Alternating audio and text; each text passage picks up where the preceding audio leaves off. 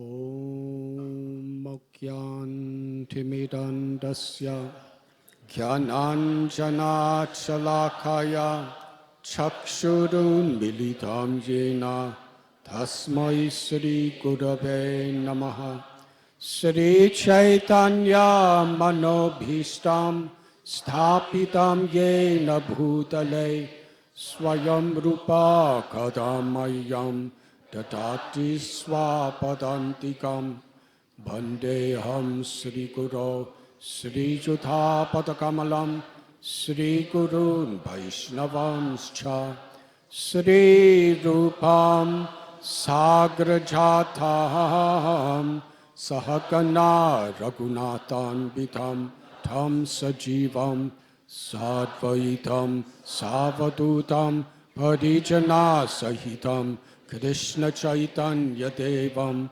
Sri Radha Krishna Padan Sahakana Lalita Sri Vishakan Vitamscha He Krishna Karuna Sindhu Dina Bandhu Jagatpate Gopesha Gopika Kanta Radha Kanta Namostate Tapta Kanchana Gaurangi Radhe Vrindavaneshwari Vrishabhanu Sute Devi Pranamami Hari Priyai Vansha Kalpatarubhyascha Kripa Sindhubhya Evacha Patitanam Bhavanebhyo Vaishnavebhyo Namo Namaha Sri Krishna Chaitanya Prabhu Nityananda Sri Advaita Gadadhar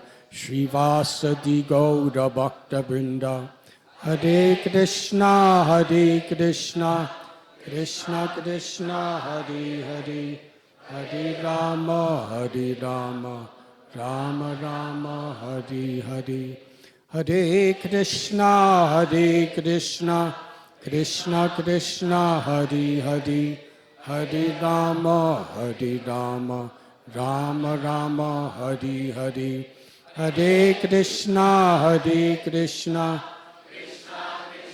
Hare Hare Hare Rama Rama Rama Hare Hare Hare Krishna.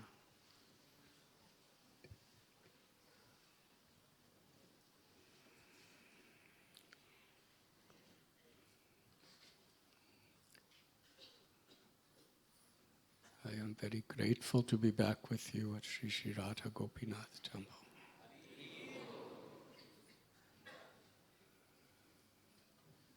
Today, could everyone hear?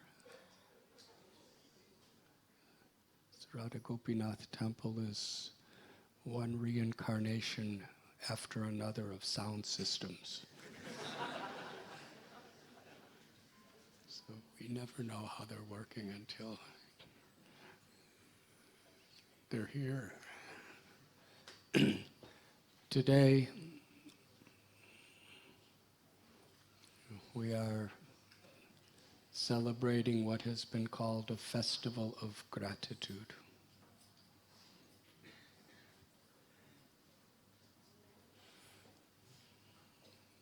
Our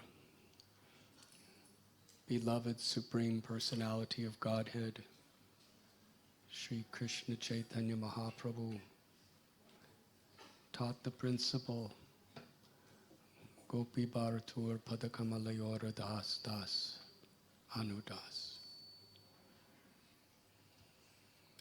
Our greatest aspiration is to aspire through our actions, our words, our thoughts, our very lives, to be a servant of the servant of the servant of the Lord of the Gopis, Sri Krishna. Why is that we aspire to be servant of the servant? Simply because there's no greater way we can please Krishna than being in such an attitude. samsiddhir haritoshanam. The success and purpose of everything we do reaches its fulfillment when Krishna is pleased. Krishna is not pleased by the quantity of what we can achieve in life, but the sincerity of our devotion. Patram pushpam palam toyam yome bhakta prayachati.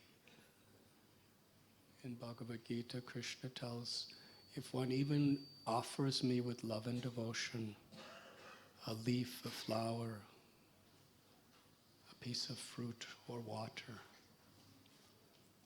I accept it. We have seen throughout history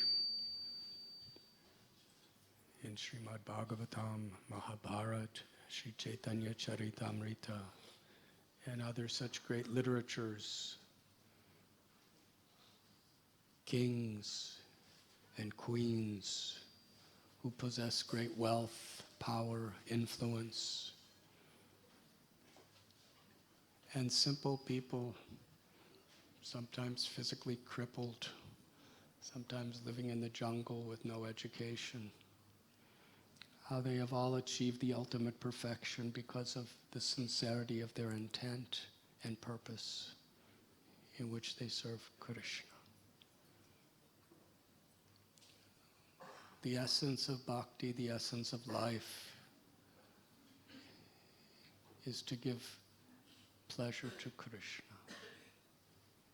Bhoktaram yagyatapasam sarvaloka maheshwaram. Because Krishna is the proprietor of everything. There's really nothing we could give him because he's already the proprietor. Our abilities are given by Krishna. Our intelligence is given by Krishna. Whatever wealth or influence we have is given by Krishna. Our very bodies are Krishna's property. So what can we offer Krishna?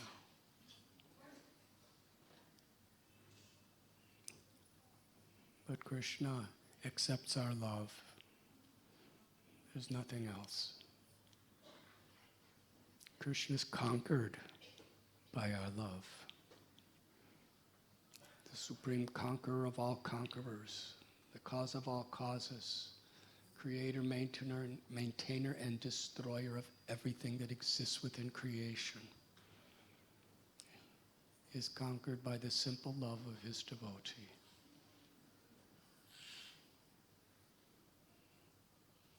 Sri Chaitanya Mahaprabhu taught us how to love Krishna.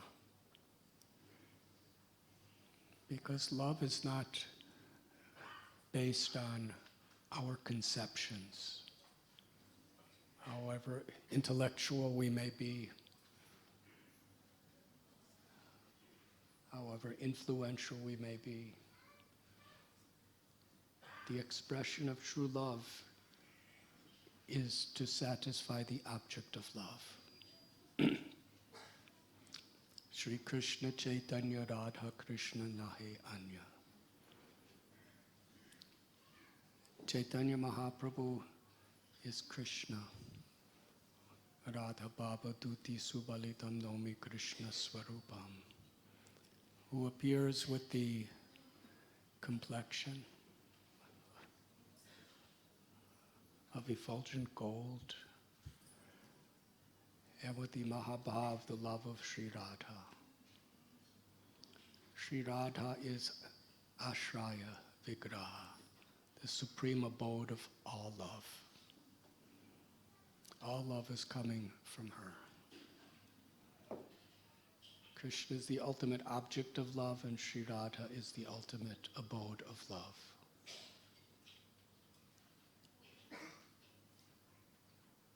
Sri Chaitanya Mahaprabhu is Radha Krishna appearing in one form.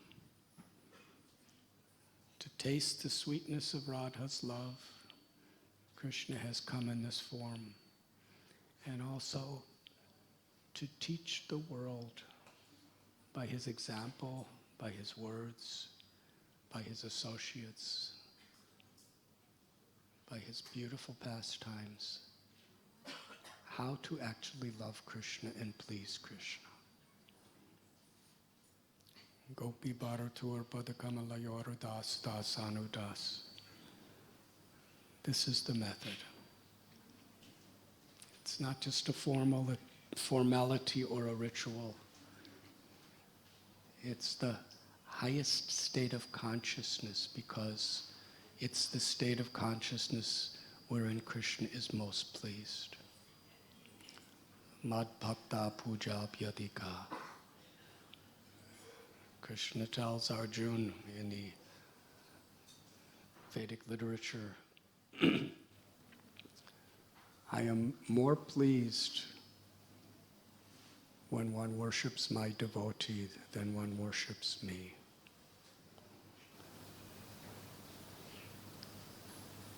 How to offer our gratitude to Krishna, who's given us everything we have, everything we'll ever have, and everything we've ever had. By offering gratitude to his devotees.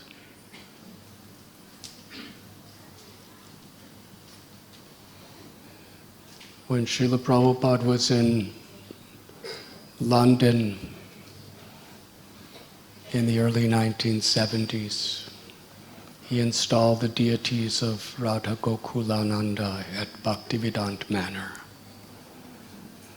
The next day in his Vyas Puja, Srila Prabhupada's own birthday, Srila Prabhupada spent a good part of his lecture offering gratitude to his own students for everything that they had done to help him in the service of his Guru Maharaj.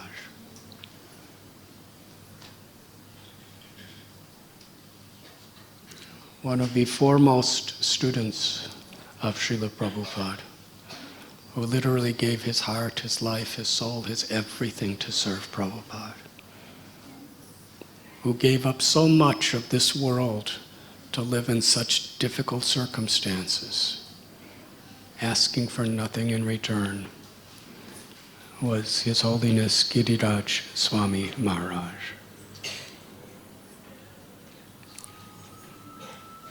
Such an appropriate beginning to this festival of gratitude, where His Holiness Giriraj Maharaj,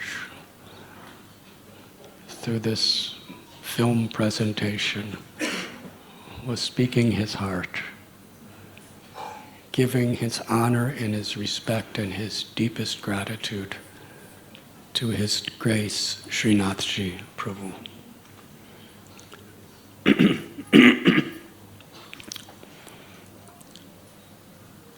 Giriraj Maharaj was right here in Mumbai,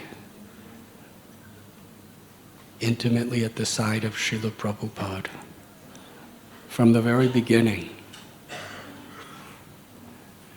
trying to serve Srila Prabhupada's apparently impossible mission. Giriraj Maharaj is now writing a book on the subject of how Sri Sri Radha Ras Bihari Temple came to be. Types of opposition, the types of challenges on so many levels were inconceivable. And today we heard from Giriraj Maharaj how one of the persons who was most instrumental through his incredible selfless spirit of service is Srinathji Prabhu.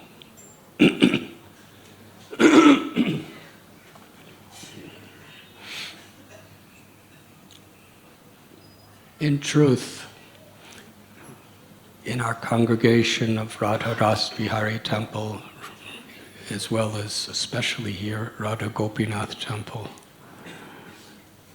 whatever we have is so much based on the selfless service of Srinathji Prabhu.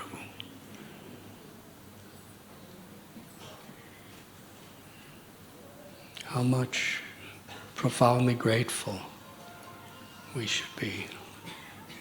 This building itself, the manifestation of the deities, Radha Gopinath, Gaurnitai, Gopal, each and every one of our projects, and that we all have each other, and the culture we've aspired to share with one another, the culture of devotion,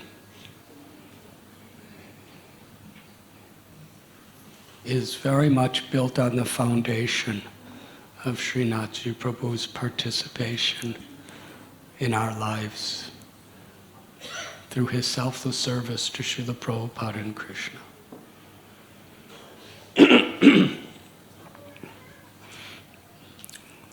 Srinathji Prabhu had a very unique position, because in those days, in the 1970s, when Krishna Consciousness was spread in the West, there was really no one who had much money or influence at all who joined this movement.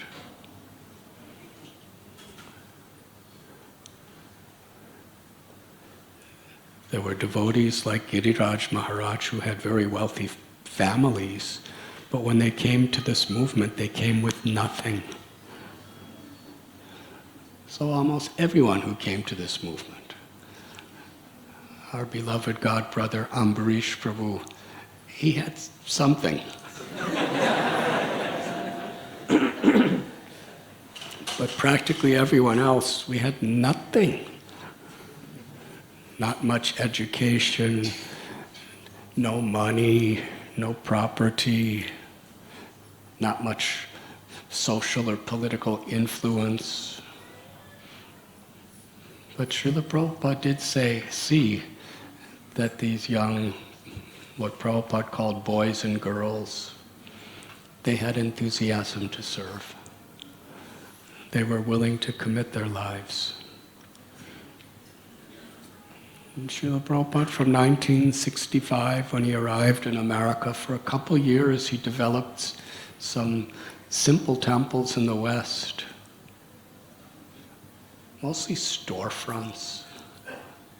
Little storefront in the East Village of New York, Haight-Ashbury in San Francisco, an old bowling alley in Montreal, little storefront in Santa Fe.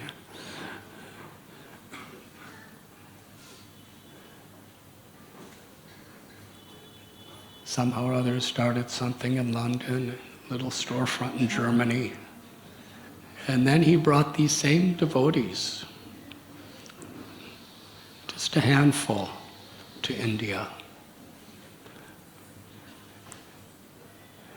where Srila Prabhupada wanted to build magnificent temples, which were inconceivable to these Western devotees. The whole concept of the Hare Krishna movement in those days was a storefront.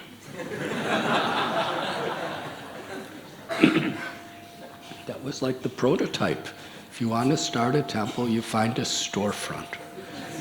Usually a storefront is just one small room. That's it. And you crowd it in with as many people as you can get, and you have kirtan, and you give some simple prasad, and that's Hare Krishna's movement. Srila Prabhupada had planned for the most glorious, largest temple in all of Mumbai, Vrindavan, Mayapur, Hyderabad, so many places. And these few devotees, they didn't know how to do that. In fact, in those days especially, the early 1970s, the way things were done in the West and the way things were done in India were like two different worlds. When I came to India in 1970, I didn't have to deal with that because I never did anything. I never had to accomplish anything. I just wandered around and did Madhukari. But Srila Prabhupada engaged these devotees in many challenges.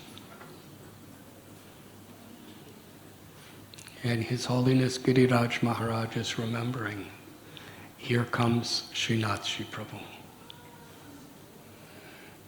Perhaps the first person. He was from an extremely influential family. He had great wealth, PhD, learned scholar. Father was a member of parliament.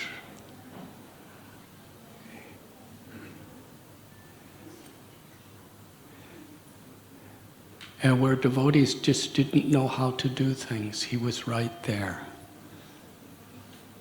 Not only to give guidance, not only to give help, but to jump right into these challenges. And along with the simple devotees, he would do it himself. He was like a general.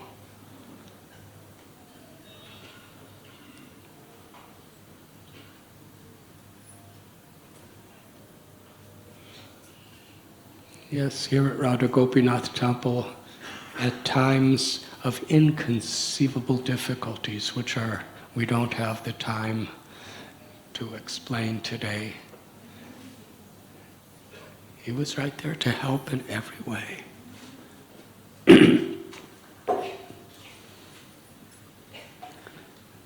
Not only did he help with his influence, his social and political influence,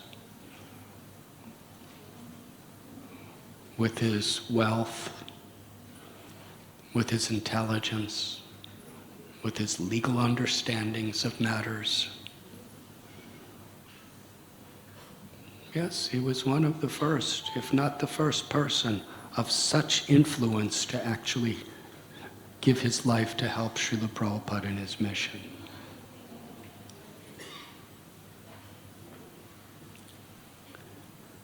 Srila Prabhupada would sometimes give an analogy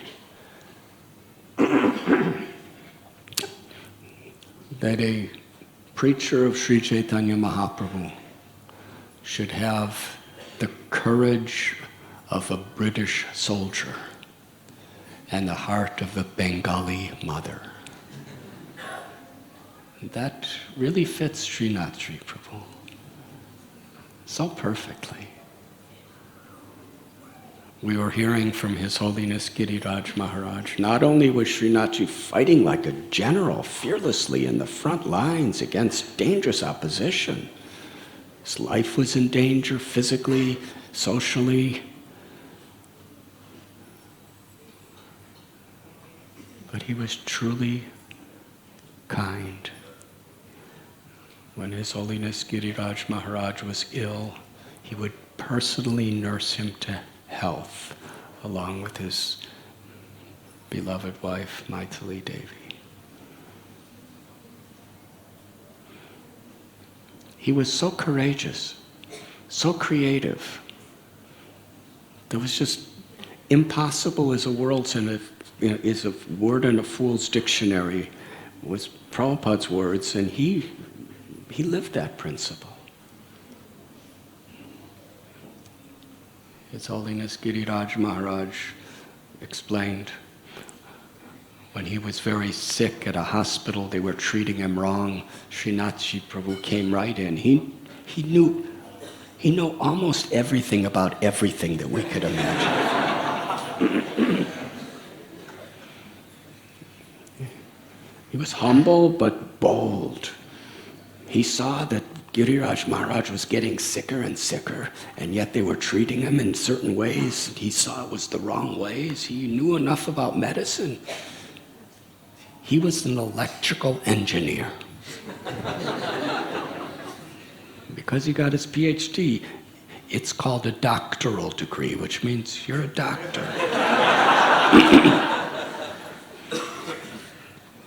So he came in and said, I am Dr. Desai. And I want you to give him this treatment and this treatment. He was telling the doctors what to do, telling the nurses what to do. He was organizing the diet coming from his own house that Maitali Priya Mataji would be cooking.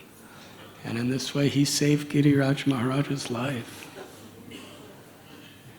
And I saw the same thing happen when His Holiness Jaipatak Swami Maharaj had that devastating stroke.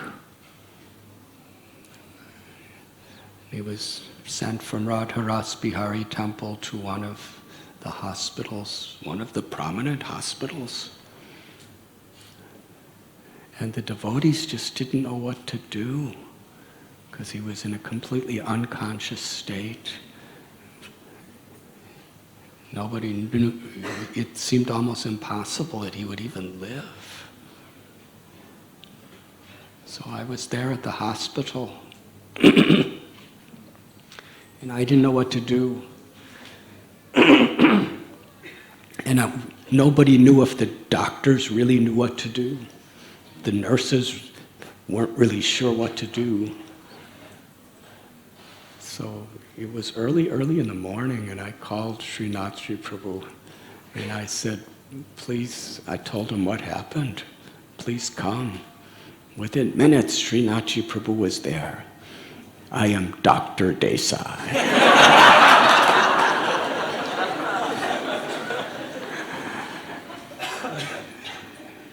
His Holiness Jaipatak Maharaj is in intensive care and nobody's allowed in there, and Srinathji Prabhu said, I am Dr. Desai, I am going in, I am his doctor.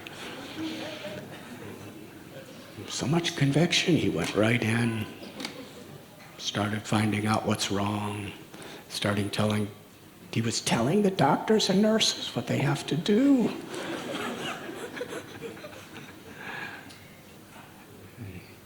He got incredible specialists. He was calling all different parts of the world to get information.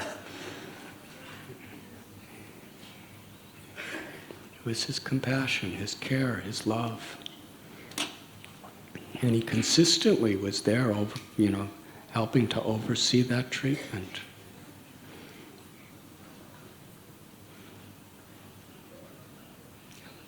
I remember His Holiness Niranjan Swami Maharaj, when his sister was here, he became quite ill, and Srinathji Prabhu and Maitali Devi, they just said, you stay at our house, we will nurse you to health. And how many devotees he did this for? I know so many times for me, I'd be ill, he'd come, he'd bring medicines, he'd bring diets, he'd bring me to his house in Karla to recuperate. To each and every one of the brahmacharis. He was such a caring, loving friend, like an equal.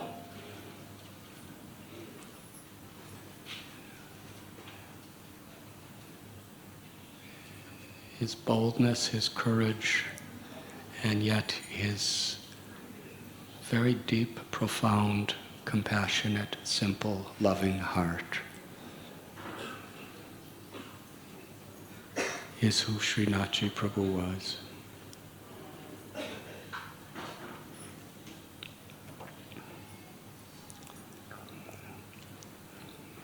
Srinathji Prabhu was born on May 22nd, 1940. That was the time when the British were still in control of India. The time when Srila Prabhupada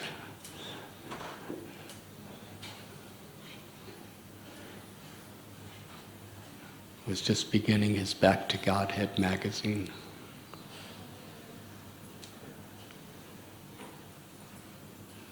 During World War II, the bombing of the Japanese, all the catastrophes of nations killing millions and millions of people, all directions.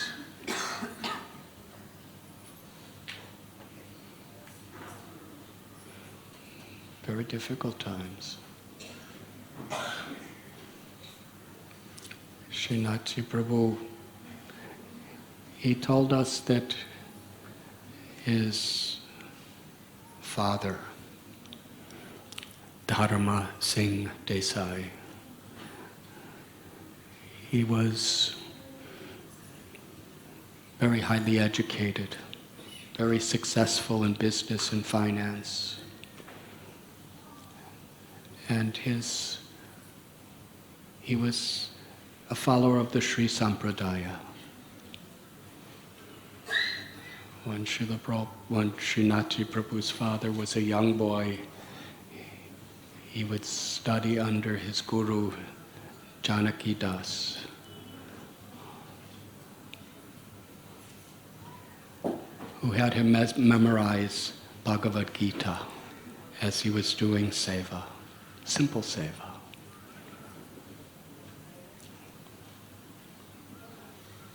His faith in the eternal nature of the soul, his dharmic principles were very deeply rooted in his heart. Srinathji Prabhu, his mother Shantabain was a follower of the Pushti Marg of Sripad Vallabhacharya. She was a devotee of Krishna. When she was pregnant with her one and only child, she was praying to Krishna that he be a great devotee. She offered her pujas, her prayers, her mantras with this desire: let my child be a great devotee, Krishna.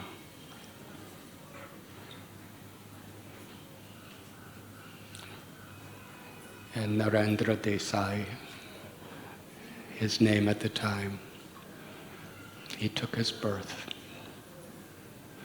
And he tells a story when he was about 11 years old. One of the neighbors from their home, he heard crying, wailing. And he went down and found that the father suddenly died. So much crying. When you're a young child like this, confronted with death, seeing the corpse of the man, his father told him that the soul is eternal. The soul passes to another life.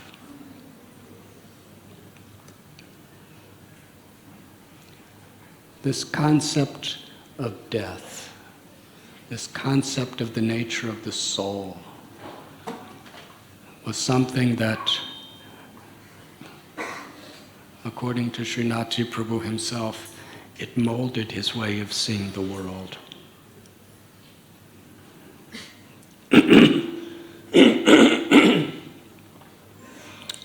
Here in Mumbai, excuse me,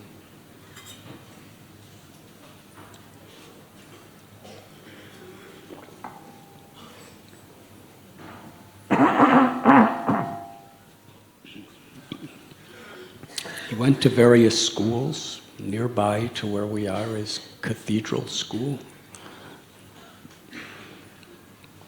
And there, along with his academic studies, he was taught the basics of the Bible and Christianity.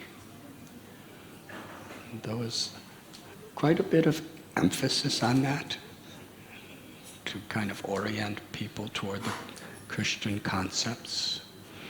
And Srinathji Prabhu appreciated very much. At the same time, his mother, Shantabain, was very much insistent that he understand his own culture and his own religion, and who is Krishna, the ultimate fulfillment of all religious thought and realization.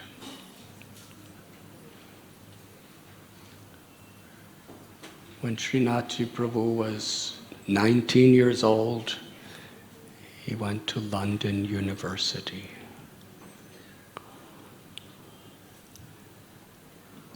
And there he was given residence in the house of a Jewish family. Srinathji Prabhu told us their name was Elsner. And they loved him like their own child because he was so enthusiastic and so respectful, so intelligent. And they shared their religion with him, their family-oriented devotion, their music. And Srinathji Prabhu was understanding these universal principles of spirituality. He was educated in Christianity and Judaism, in Vaishnavism.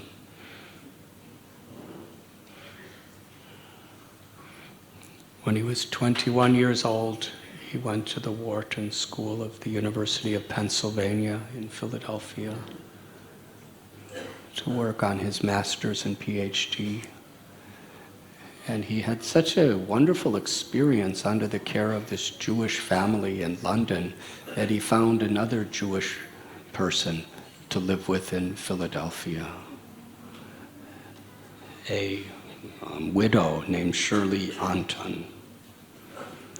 There, Srinathji Prabhu studied electrical engineering and finance. But by the influence of his mother, his father, and his experiences of life, he was very, very, very interested in philosophy. June of 1964, he was awarded his doctoral or PhD. And he returned to India to assist his father in their business. Srinathji Prabhu explained that by that time, because of all of the materialistic kind of influences that were around him in the West, he became something like an agnostic. At the same time, he was very philosophical. And he heard the Advaita philosophy from one of the very primary monistic teachers of the time, Swami Chinmayananda. And how it was so scientifically explained. Srinathji Prabhu really connected to that. February 8th, 1966, Srinathji Prabhu was married to the eldest child of Aravind Mafatlal and Shushil Bain, Maithili Priya, Maithili at the time. It was quite an elaborate marriage, from what I understand. In 1967, Srinathji and Maithili had their first child, Kushal. In 1969, Vinita was born, Brinda Priya. And in 1971, when Maithili was pregnant with their third child, perhaps the most transformational event of Srinathji Prabhu's life took place. He was working with his father in their office. Approximately 11 o'clock in the morning, Srinathji Prabhu's mother, Shantabain, called her husband, Dharam Singh, and said, "Today at 12 o'clock, a Vaishnav saint is coming to our house for prasad. And he has followers from the USA. Come home, you must come home."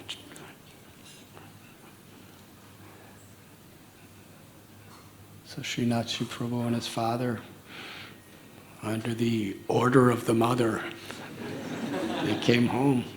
And it was in the courtyard.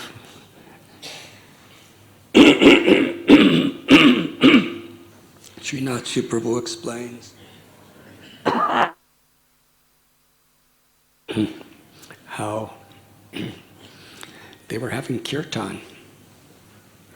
And nobody had ever seen anything like this in India before.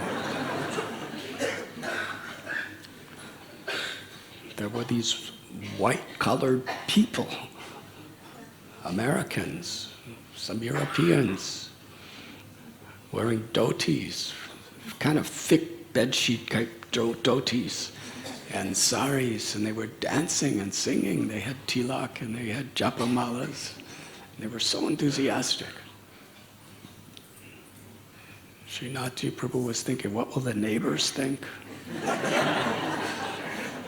And he looked up and he saw the neighbors were all looking out their windows and on their verandas thinking, what is happening here? So Srinathji Prabhu was standing kind of a little to the side in the back. And he remembers these original devotees that came to India with Srila Prabhupada were there in his house. Srila Prabhupada, he very lovingly, respectfully, but assertively spoke to Srinathji Prabhu's father, Dharam Singh Desai, because he was not only a very powerful industrialist, business person, but he was also very influential in the Indian Parliament in Delhi.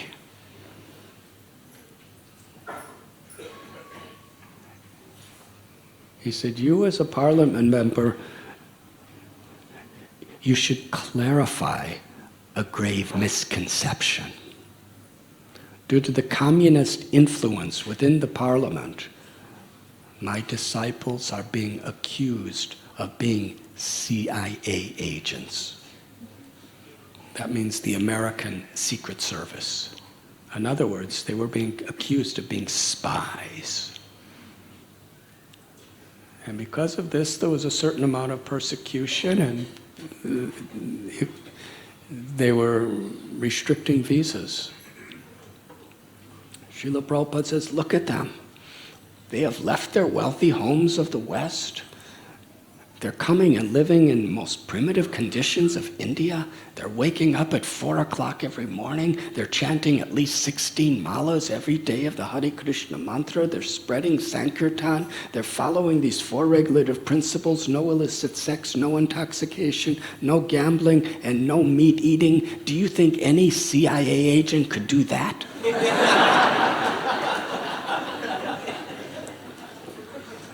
They are coming to remind the Indians what they have forgotten, what is true Sanatana Dharma.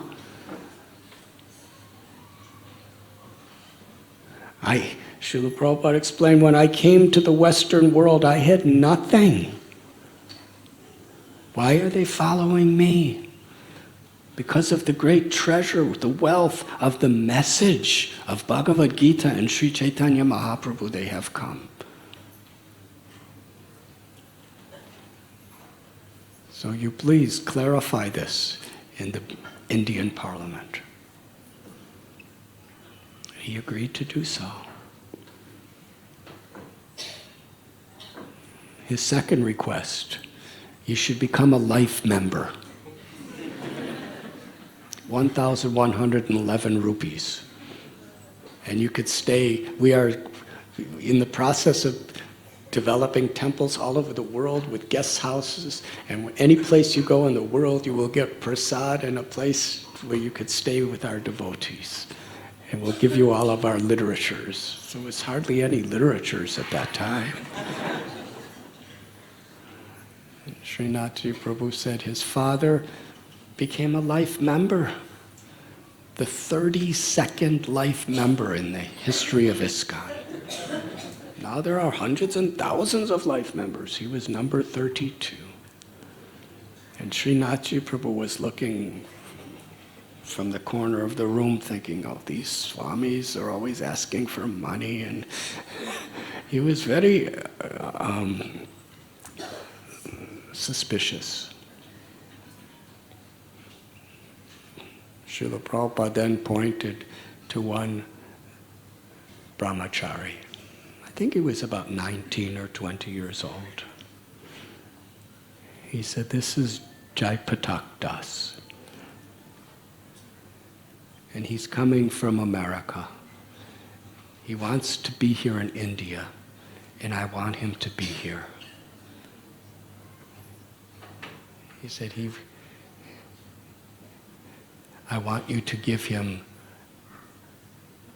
Indian citizenship."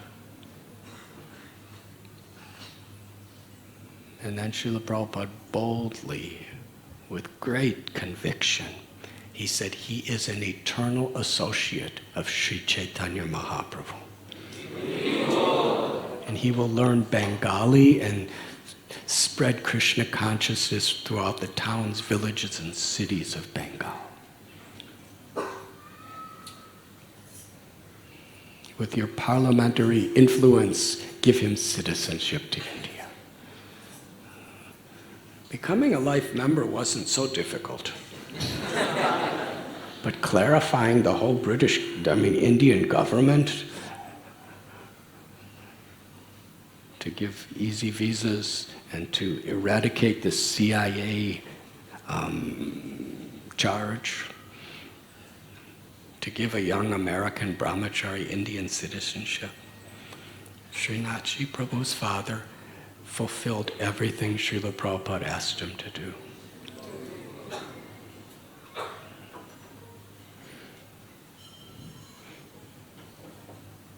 And Srinathji Prabhu explained how he heard during that meeting at his home. And Srinathji Prabhu's mother was in so much happiness, just giving hospitality to Srila Prabhupada and all the devotees. Prabhupada spoke that very beautiful verse, Mare Krishna Rake Ke Rake Krishna Mare Ke. That if Krishna wants to kill you, nothing could save you. And if Krishna wants to protect you, nothing can harm you. So he heard it. And just a couple weeks later, Srinathji Prabhu was on an airplane. It was a very small airplane. And suddenly, while it was in the air, the airplane caught on fire. And people were screaming. And Srinathji remembered Prabhupada's words. If Krishna wants to protect you, nothing can harm you. With all of his heart and soul, he was intensely praying to Krishna. Ordinarily, he wasn't practicing much religion, but in this circumstance, there was not. Doesn't matter how strong you are, how educated you are, how wealthy you are, when you're high up in the sky and your airplane's on fire. Only Krishna can save you. So he prayed. And for all of our benefit, Krishna protected him. So that was a very, very important influence in his life. Because in India there's so many sadhus and so many religious people who are always after people who have affluence and wealth. Srinathji Prabhu explained in his office he posted a sign that no religious people were allowed. And he had a security guard and secretaries who wouldn't allow religious people to come in and be asking for donations. His Holiness Giriraj Swami, very intelligent, very resourceful, very simple-hearted, and totally committed. He was then, along with Srila Prabhupada, trying to start something near Radharas Bihar, in the Juhu area. Srila Prabhupada was would sometimes go to visit Sumati Morarji, who actually sponsored his first passage by cargo ship to New York City. And he saw one tract of land which was just like a swampy area, undeveloped. And Srila Prabhupada was thinking, that's where Krishna's temple should be. And the devotees, when they first came to Mumbai, they were in Chembur, and then they were close by here in South Mumbai. And they were all thinking, if we're going to start a temple, it should be in this area of South Mumbai. And Srila Prabhupada, he wanted to establish the temple in Juhu. At that time, Juhu was really far from Mumbai. It wasn't like it is today. It was like a long distance away. And there was so much opposition. They had no money. There were so many mosquitoes and so many rats and snakes.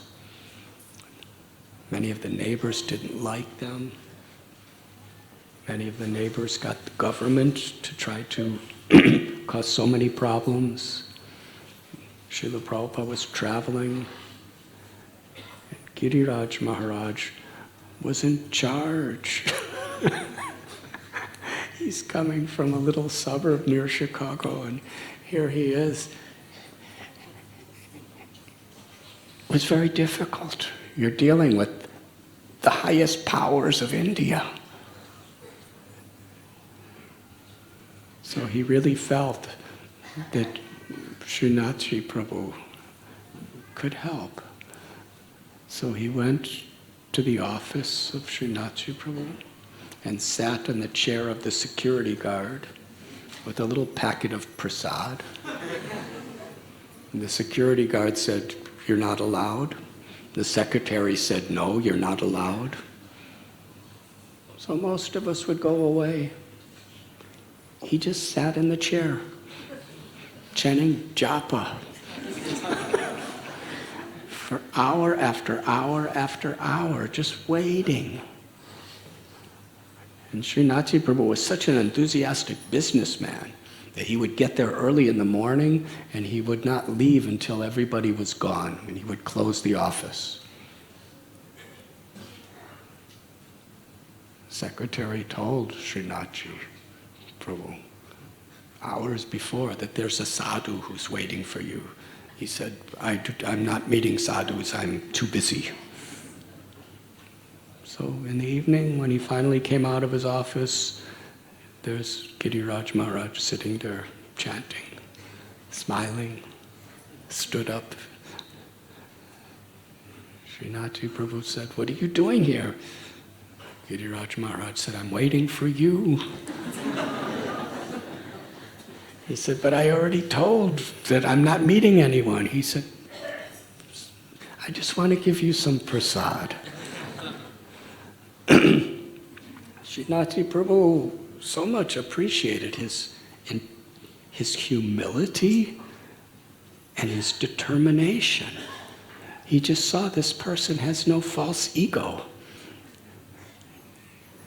You know, he's a sadhu, he was a brahmachari, he's in saffron, and he's sitting, waiting all day, patiently, chanting Krishna's names for me, just to give me some prasad. So Srinathji Prabhu, his heart melted. And he said, "You're waiting to give me prasad, but did you have any prasad today?" And Giriraj Maharaj said, "No." So Srinathji Prabhu said, "Come to my house, I will give you prasad." And he brought him to the house at E9 Seaface Park. And Vaitsali Devi arranged nice prasad. And Srinathji Prabhu would like to tell me that what Giriraj Maharaj was so simple. He especially liked rice with little salt and ghee. And he ate very nicely, and he took his bath. And in this way, Srinathji Prabhu and Giriraj Brahmachari then really developed a beautiful friendship.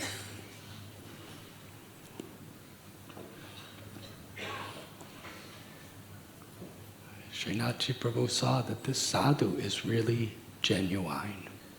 His respect, his humility, his determination, his intelligence, they became close friends. Soon after this, it used to be called Muffatlal Park, I believe, and then it became Seaface Park. And there was a wonderful friend of Srila Prabhupada, Kartikeya Mahadevya, who invited Srila Prabhupada to stay in his apartment. Because Srila Prabhupada really didn't have any funds. He didn't have anything here in Mumbai. But Kartikeya Mahadevya invited Srila Prabhupada to stay with him.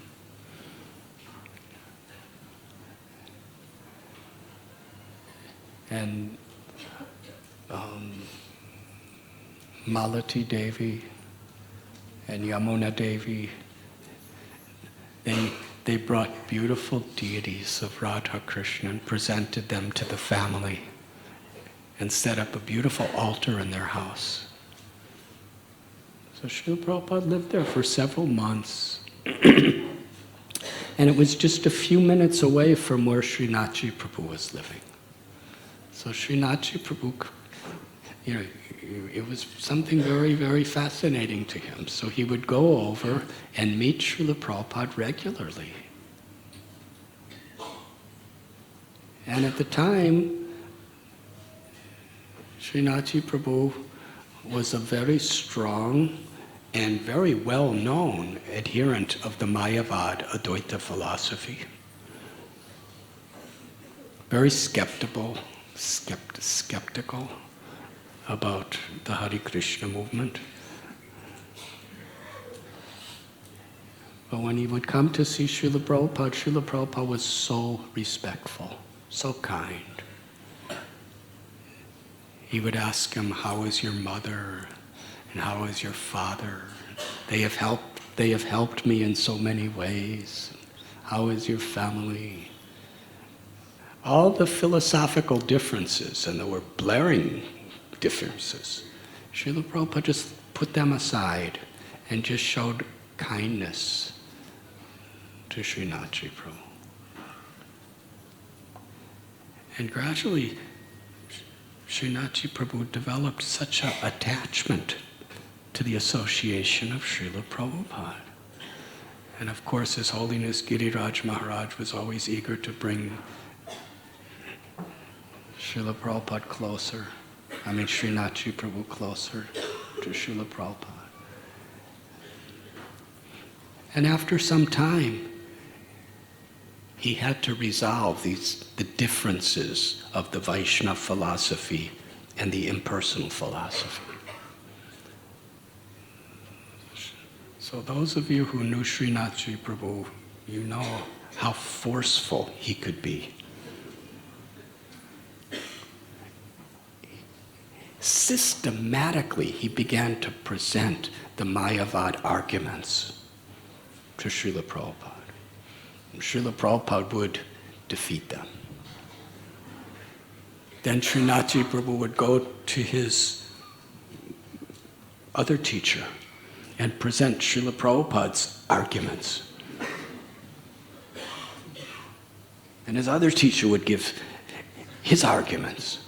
Srinathji Prabhu would come back to Srila Prabhupada and present those arguments, and he was going back and forth trying to understand. And this was going on. Even when Srila Prabhupada was staying at Juhu, he would come there, and they had a wonderful, loving relationship. But they would debate philosophy.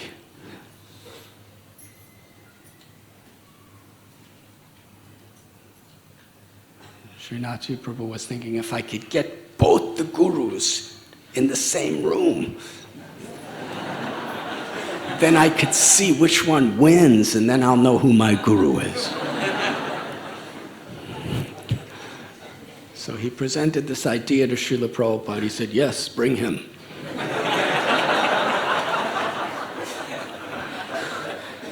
And then he went to the other teacher, and he said, I don't have time for all this.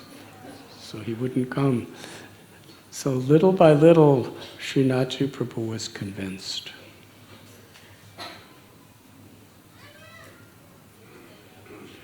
He was becoming more and more and more convinced.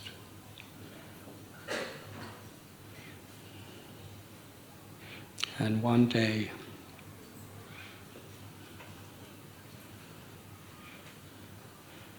I'm not sure exactly the sequence chronologically, but Srinathji Prabhu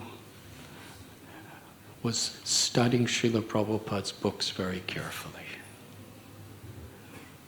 In his heart, he had accepted Prabhupada as his guru. And he saw the great prominence of the Hare Krishna Mahamantra in our society. He wanted to understand from which scripture, Shruti, is this coming. And Srila Prabhupada quotes from the Kali Santarana Upanishad. So Srinathji Prabhu wanted an original Sanskrit copy of the Kali Santarana Upanishad. But it's quite rare. There was no translations of it that were known to him. So he was doing research. Where is the Kali Santarana Upanishad? And somehow or other, there was a Pandit, Pradyumna Shastri, from Baroda University, who said there is a single original Sanskrit copy of the Kali Santarana Upanishad in the library in a very, very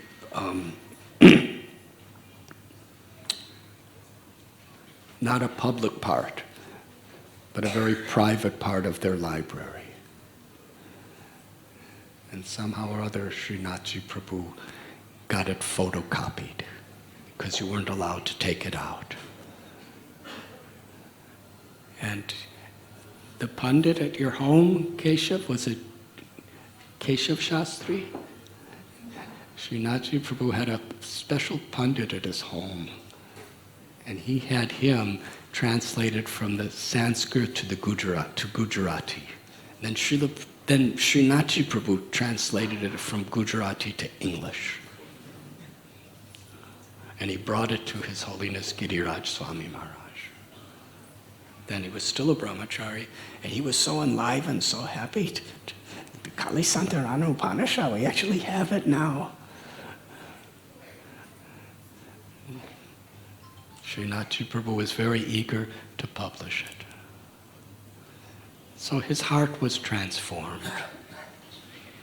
And I believe it was in September of 1977.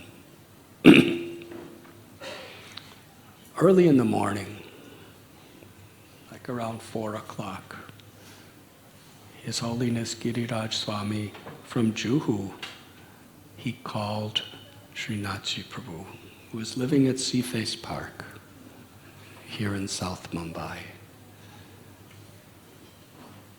and said that Srila Prabhupada was leaving his body. Srinathji Prabhu said he didn't understand so much what is this leaving body? As devotees, we take things for granted the way we talk. Srila Prabhupada wants to end his life in Vrindavan.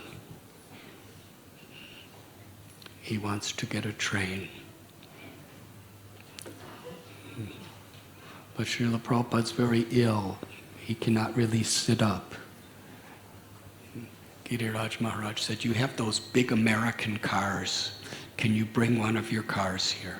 We have to get Srila Prabhupada to the railway station. Srinathji Prabhu told his good wife, Maitali Devi, and she put very nice clean cloth in the back seat, flowers and incense. And Srinathji Prabhu, he was a race car driver before he was a devotee. So he drove very fast all the way to Juhu. And with Srila Prabhupada was Tamal Krishna Goswami and Brahmananda Swami, and Upendra Prabhu was at that time Prabhupada's personal assistant, and Giriraj Swami. And they carried Srila Prabhupada down. And when Srinathji Prabhu saw Srila Prabhupada in this condition, he was so thin, so fragile. They laid Srila Prabhupada's body in the back seat of a big American car called a Dodge, and Srinathji Prabhu was at the wheel driving. They said they had to get him to Bombay Central Railway Station. The train was supposed to leave at 11 o'clock in the morning, and they didn't have much time. So he was driving naturally fast. Tamal Krishna Goswami told Srinathji Prabhu, slow down. Srila Prabhupada's body is very fragile. It hurts him too much when there's bumps, so go very slow. So he started going slow, that was an austerity for Srinathji Prabhu. And Srila Prabhupada told Upendra, faster, faster. Upendra said, Prabhupada wants you to go faster. And he started going faster. Tamal Krishna Goswami said, I told you, I am in charge here. I told you, you slow down. So it slowed down. Upendra would say from the back seat, he was back there with him. It was just one seat in the front. It was Brahmananda Swami, Tamal Krishna Goswami, Giriraj Swami, and Srinathji Prabhu all in the front seat. Prabhupada's in the back. It's a big car, so the back is kind of far back. So he started going fast, and Tamal Krishna Goswami shouted, I told you, you go slow. And Srinathji Prabhu said, Prabhupada's telling me to go fast, and you're telling me to go slow. What am I supposed to do? And Tamal Krishna Goswami said, you go slow. And Prabhupada threw Upendra, he said, go faster. So Srinathji kind of tried to balance the two, and he went a little faster. And they got to the railway station at about 10:30. And when they got there, they were told that the train is leaving at 10:30. It's leaving early. So somehow, they got Srinathji Prabhu arranged a wheelchair, and they brought Prabhupada. He brought Prabhupada on the car, and the train was just about to leave, and everyone was gathered in their little compartment with Srila Prabhupada. And Srinathji, he had to leave the train, and he just got something to drink, some water, and when he was just about to drink his water, Upendra came out, ran out and said, Srila Prabhupada wants to see you. Srila Prabhupada wanted to thank him. Srinathji Prabhu ran back in the train, and Prabhupada very graciously thanked him. At that time, Srinathji Prabhu understood this might be the last time I ever see Srila Prabhupada. His heart melted.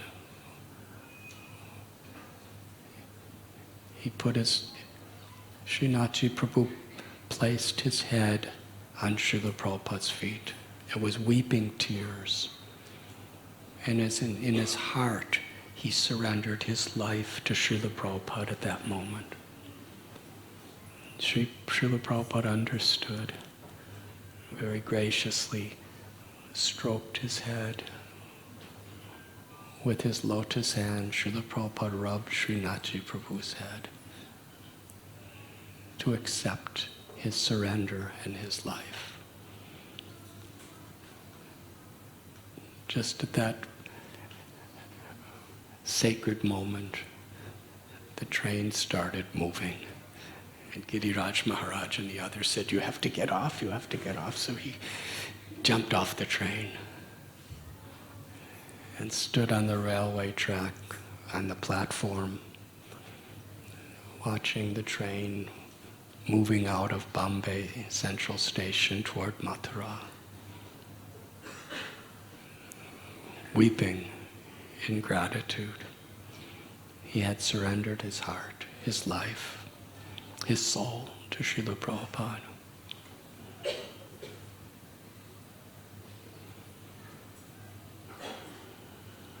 In November, Srila Prabhupada departed from this world.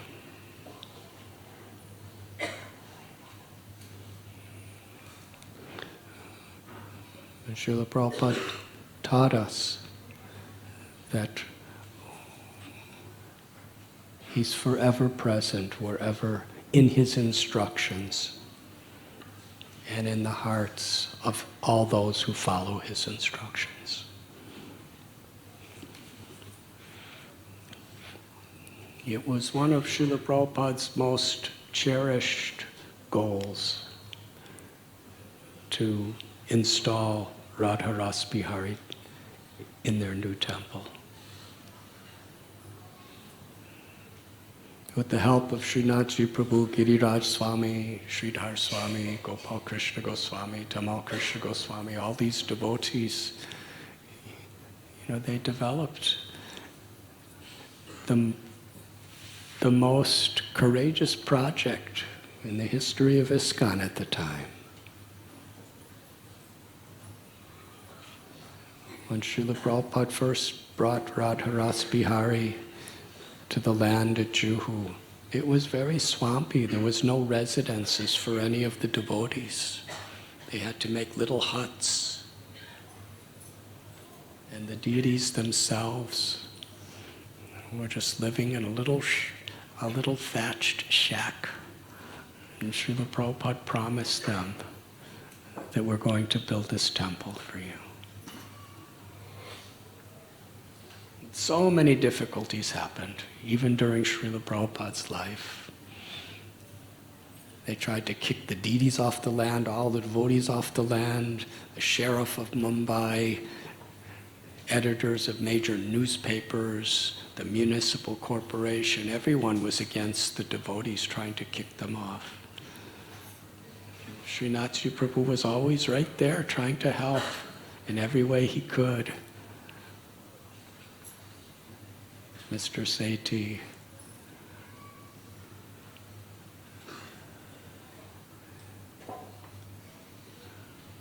Baltakarai. So many people were trying, just a few people were really trying to help Srila Prabhupada, but they were against all odds. And eventually,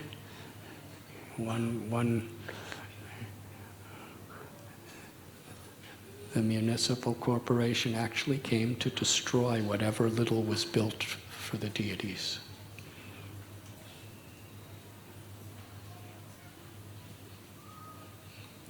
Srila Prabhupada just wouldn't give up.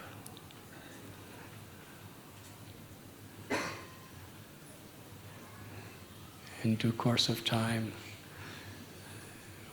Sorabi Maharaj, who was the architect, they built the most beautiful temple in the history of ISKCON up until that time. Beautiful marble temple.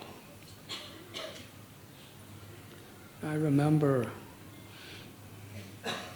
in 1977, Srila Prabhupada was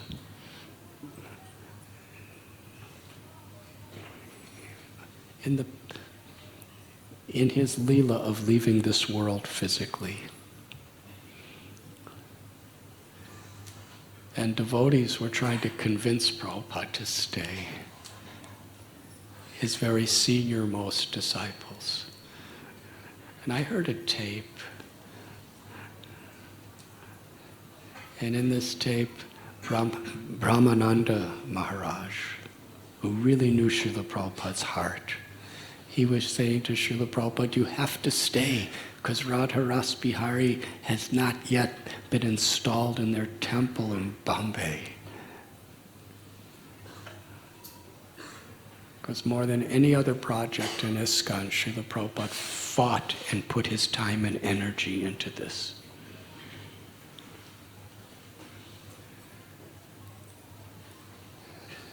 In 1978,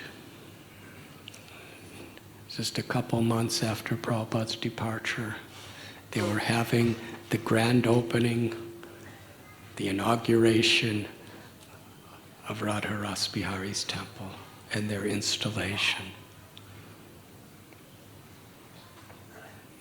Was going to be one of the most important functions in ISKCON's history.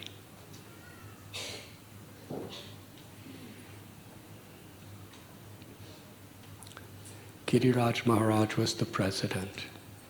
He and the other leaders, they didn't really know how to do it. So they called on Srinathji Prabhu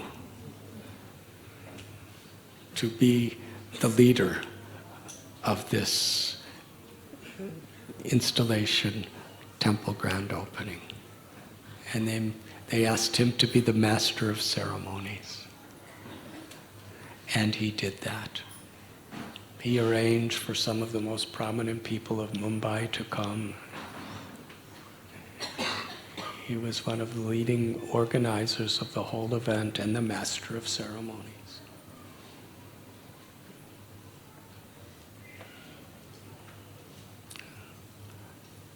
They had their Govinda's restaurant. Please read Giriraj Maharaj's book. It should be coming out really soon. It goes into great, exciting details of these pastimes. But somehow or other, some of the people who were connected to the restaurant, who were running it, decided to take over it. They went on some sort of, they locked all the doors, and it was an impossible situation. They basically took over. They took a prominent piece of our property right in the temple, away from Prabhupada's movement. The devotees didn't know what to do. So Giriraj Swami called Srinathji Prabhu. It was an impossible situation. They had all political strength. They had possession of the physical property. They had all sorts of gundas and dacoits protecting them. And here's just a few people from the West, trying to serve their guru. What are they going to do?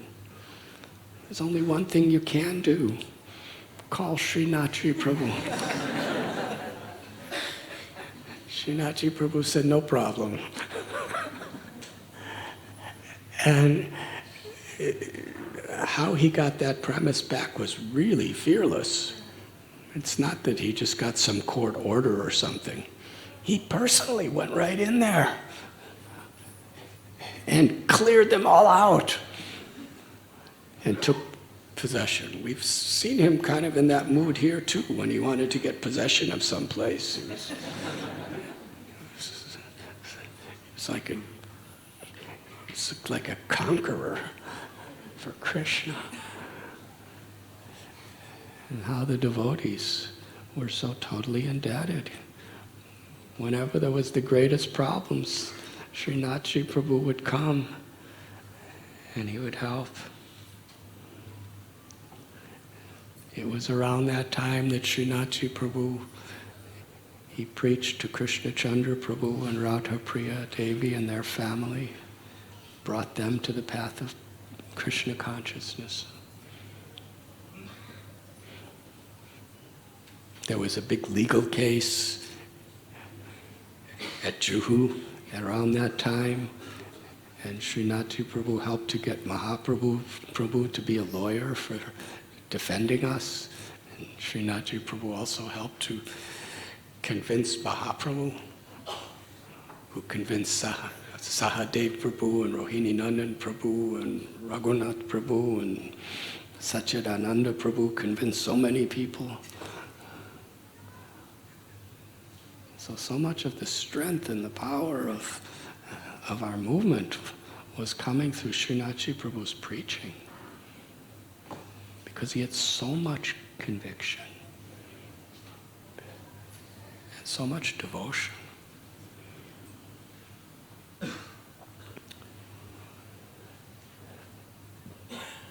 Srila Prabhupada had established book distribution in various parts of the world, but there wasn't much in India. And along with people like Gopal Krishna Maharaj and Sridhar Maharaj and His Holiness Giriraj Maharaj, Srila Prabhupada, Srinathji Prabhu, in the service of Srila Prabhupada, he not only bought, but as Giriraj Maharaj was describing in his talk this morning, he actually created beautiful custom designed buses for preaching and book distribution. And this was a whole nother realm of preaching and outreach for Krishna consciousness in India.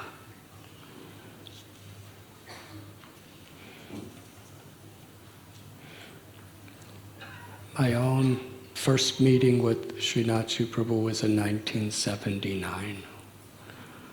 At that time I was traveling around mostly Ohio and Pennsylvania and West Virginia, going to college towns and giving talks and having kirtans.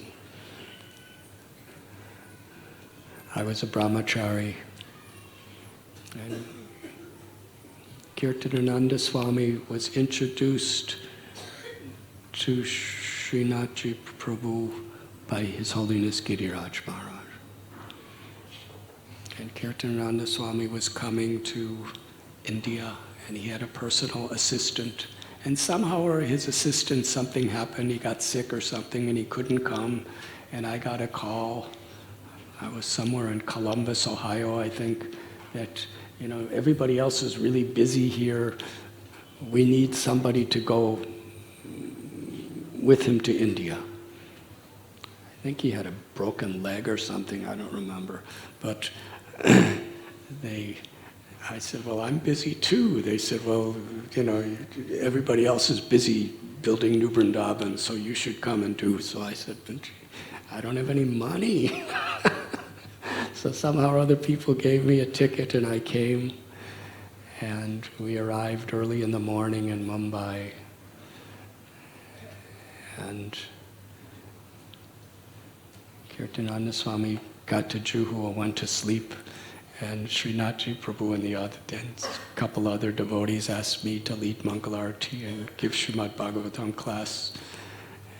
And it was at that time that Srinathji Prabhu and I, because there were some challenges, all of the baggage of Kirtananda Swami was lost, and Srinathji Prabhu and I had to try to somehow or other find it.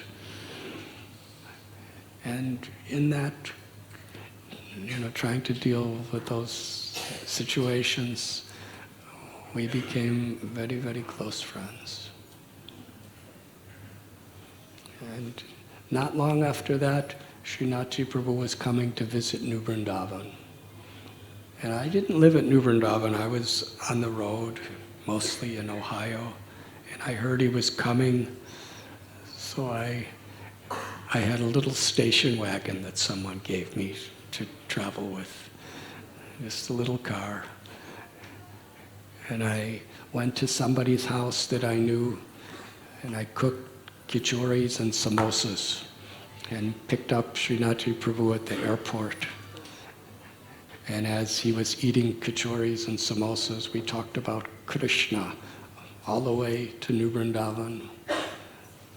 And then that night, we shared the same little room And this is such a special thing. He was telling me pastimes of Krishna, and I was telling him pastimes of Krishna. We started about 9 at night.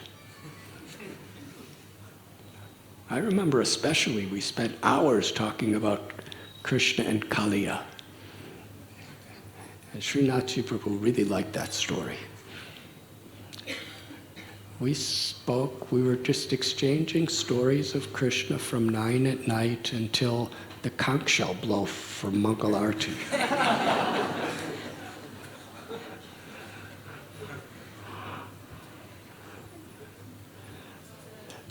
So that's kind of how I personally had the good fortune of Srinathji Prabhu's association. Then many inconceivable things happened.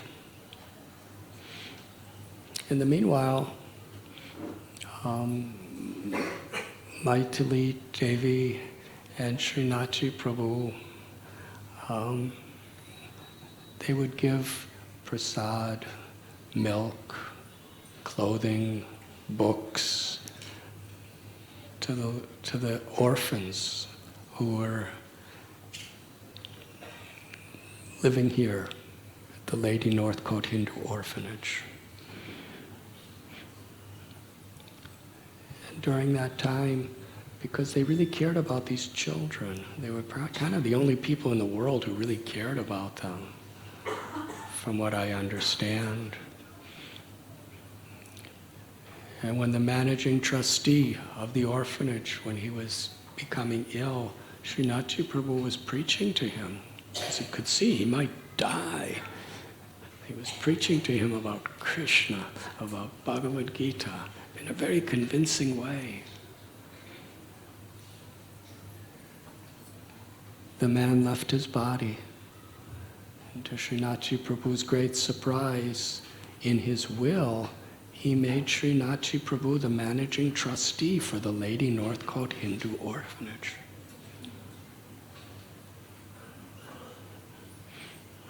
And it was just about that time that just a few devotees were kind of like orphans themselves due to circumstances. So what better place for orphans than an orphanage? So somehow or other, Srinathji Prabhu tried to acquire 1/2 of a room in the back ground floor of this building. The room that we're sitting now was about 4 classes of Tinkerbell High School. That side where the ladies are sitting was Bola's classes, a tutorial school. This side where some of the men are sitting was my own coaching classes, which was also a tutorial school. The entire ground floor was Tinkerbell High School, and there was also a pharmacy. And this little building over here was Camel Brand Stocking Manufacturing Company. And the children of the orphanage were sent to some other suburb of Mumbai. And they were under the care of a very, very established educational institution here in Mumbai. But somehow or other, Srinathji Prabhu, he was now the managing trustee, he found that something very controversial and dangerous to the children were happening. So he seized the whole orphanage and brought them back here to Chowpatty. And they were staying in a little section next to that back courtyard. Now it's a prasadam room. It used to be an open area. And the brahmacharis were in 1/2 of a little room.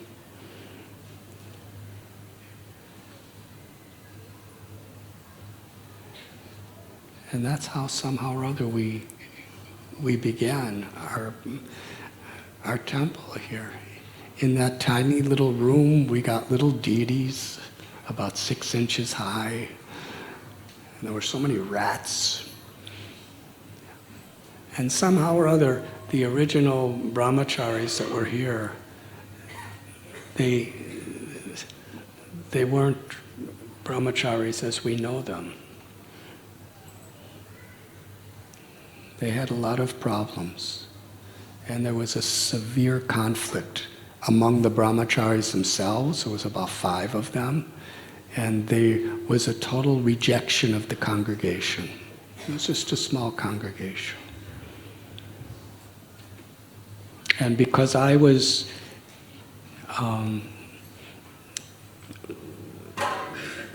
very respectful to the congregation, I was rejected by the brahmacharis. So Srinathji Prabhu invited me to come and live in his apartment in Sea-Face Park. For several months, I just lived there. And the whole congregation at the time came to his house for Mangal Arati, Tulsi worship, Guru Puja, and Srimad Bhagavatam class every day, 7 days a week. He had these deities of Radha Govinda Dev. I think, were those deities given as a wedding gift to you when you were married? And somehow or other, Maitali Devi was always worshipping them, and they became the deities for... There was no Radha Gopinath temple then, it was Radha Govinda temple. How many of you people here that are assembled today would come to Srinathji and Maitali's morning program every day at Sea-Face Park? Please raise your hands.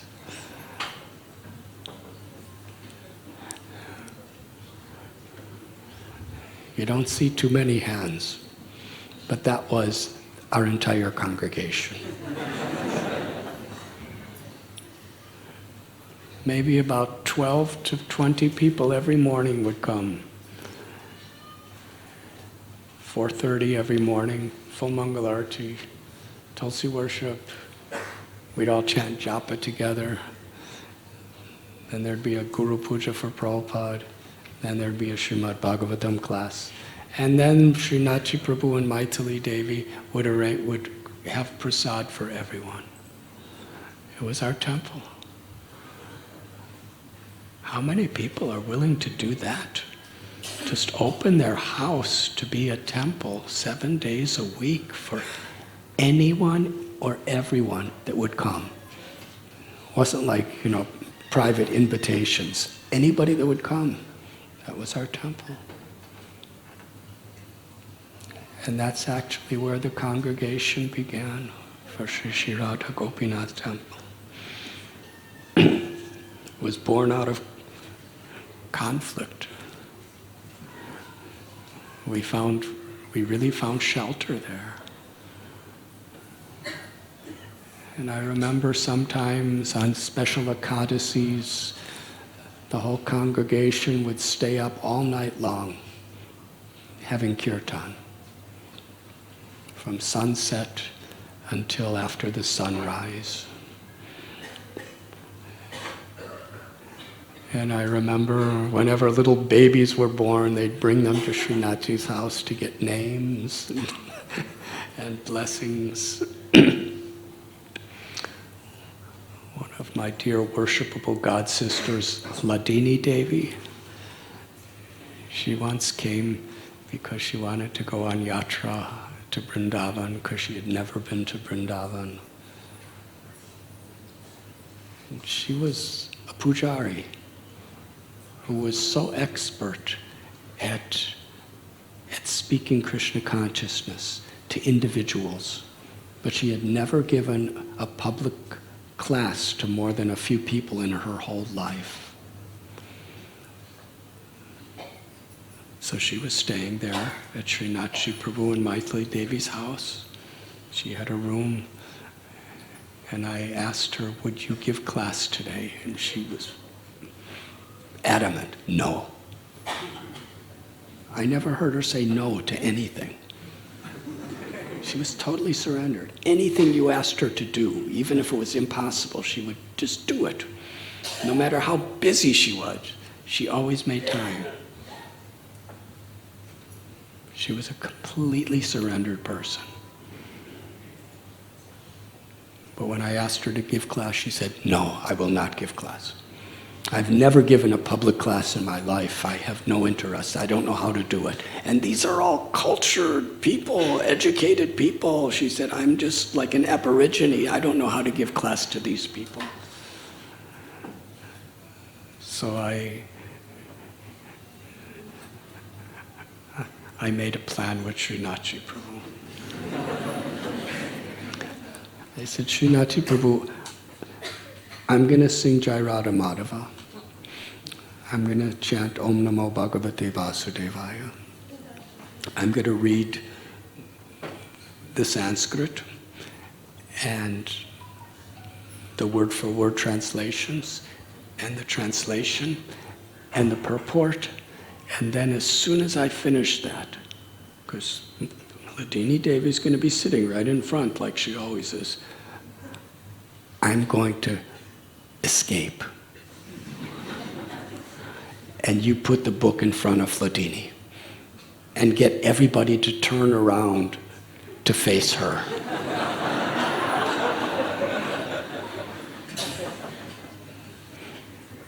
So it went just like that. After I finished reading the purport, I just, without saying a single word, I just stood up and walked across the room, Srinathji Prabhu's house, his living room, that was where the class was, and I went out the door and down the stairs and hid.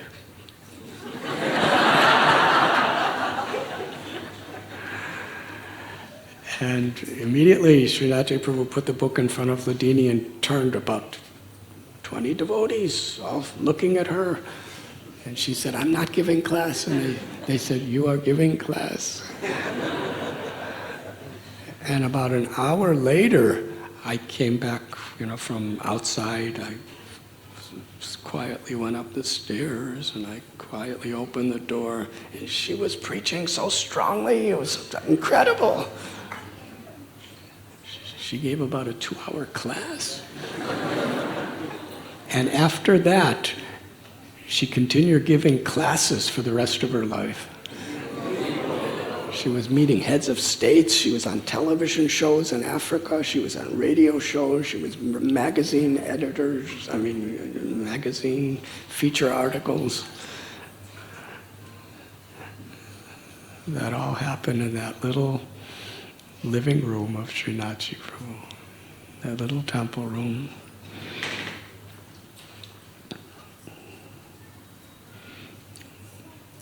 Little by little, by Krishna's grace, the brahmachari ashram transformed. Certain people left, and we moved back down there, and Srinathji Prabhu, Krishna Chandra Prabhu, Mahaprabhu, Sahadev Prabhu, all their families, we started serving together with the brahmacharis. And that was how Radha Gopinath Temple were established. The doctors of Bhaktivedanta Hospital, Dwarkadish Prabhu and Vishaka Devi, Madhavananda Prabhu and Vrindavan Rani and Vaishnav Seva Prabhu and Kalindi and Sridhama and Kishori and Giriraj Prabhu and Shamarani Devi. And they are all coming more and more.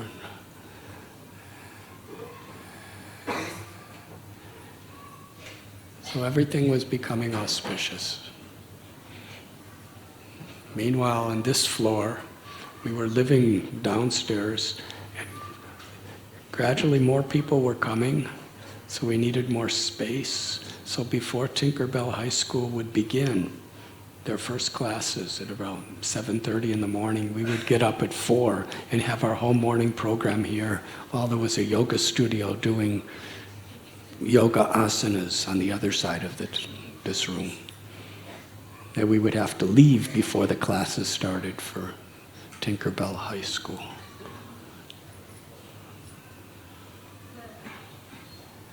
And gradually, Srinathji Prabhu, we approached him and said, you know, it would be really nice if we had this space for ourselves. Who else could do this? Somehow or other, Srinathji Prabhu convinced the people of Tinkerbell High School that you're downstairs and you're upstairs. We'll build a loft downstairs, and you bring all your classes from upstairs to the loft downstairs. Who would do that? I don't even know how he did it. Krishna Chandra Prabhu, Mahaprabhu, you probably know the details. But somehow or other, after a few years, he got them to move downstairs. And then we had this whole hall ourselves. And he got the yoga studio to relocate to another area.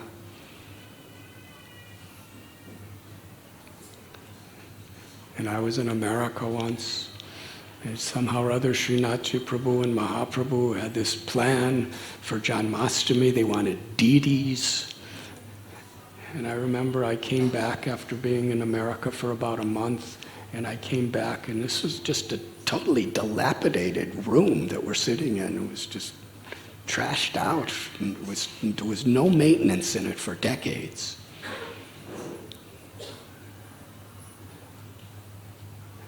And deities were here. And we had installation.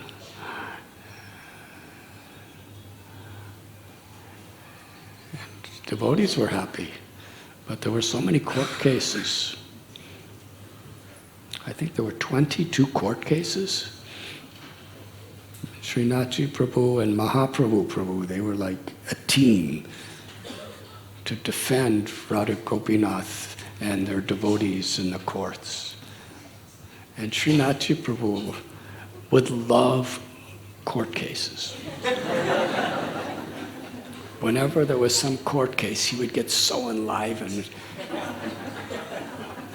I would get distressed, because I'm not a fighter like that. I'm just like to chant Hare Krishna. Another court case, and they were threatening to close us down and shut down the kirtans and everything, and Srinathji Prabhu would say, I pray for the opportunity to fight for Krishna. And between Mahaprabhu and Srinathji Prabhu, 22 court cases, they were victorious.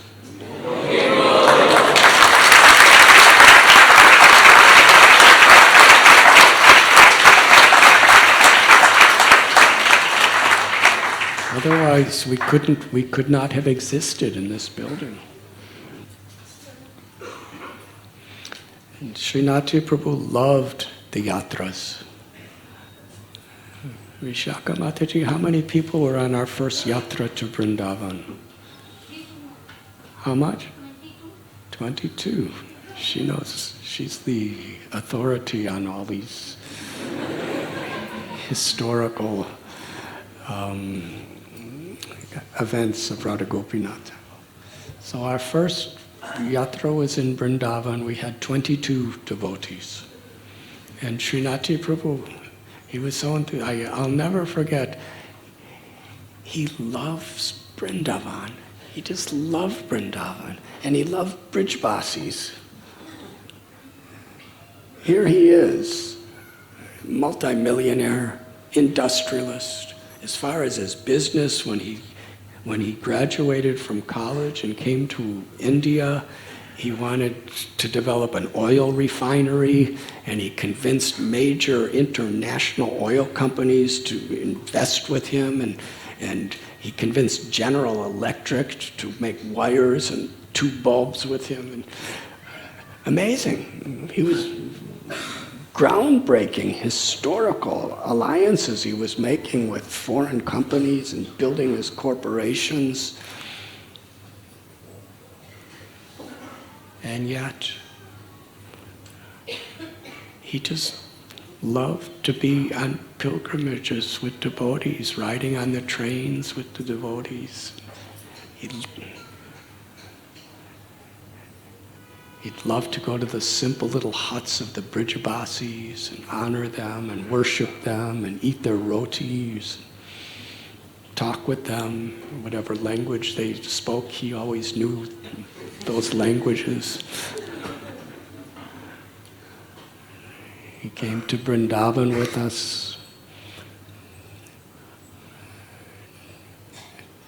And he never exerted himself as a senior during those yatras. He just performed all the simple austerities as everyone else. Krishna Chandra Prabhu and his family, same. Mahaprabhu and his family, same. Sahadev Prabhu family. All these very senior people, elderly people, but still accomplished. It's the simplest conditions, the simplest rooms, riding on simple third-class or second-class trains.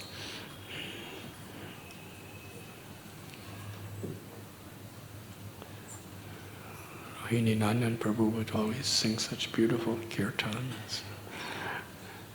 In this way, Srinathji Prabhu came to Mayapur, helped to organize a yatra to Badrinath, Gangotri, Yamunotri. We went to Chitrakoot, to Dwarka, to Ayodhya, Naimisharanya,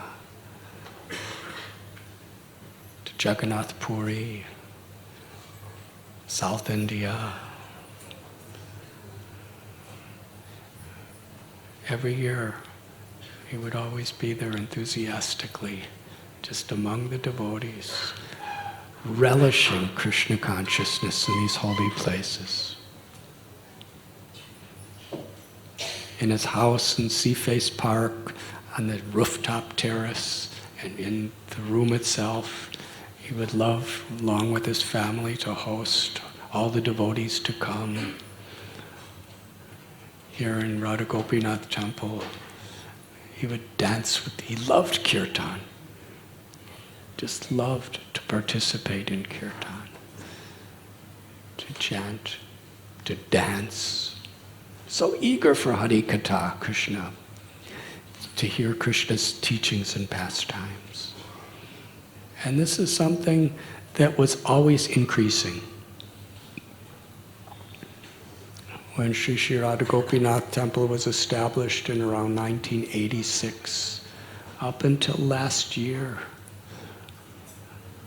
just in the back, there was a special chair that Srinathji Prabhu would come and sit on for the Saturday and Sunday Srimad Bhagavatam classes. And he will always be here. No pretense. Just sit with all the devotees and relish hearing Srimad Bhagavatam. And whoever was speaking, even people who were younger than his children,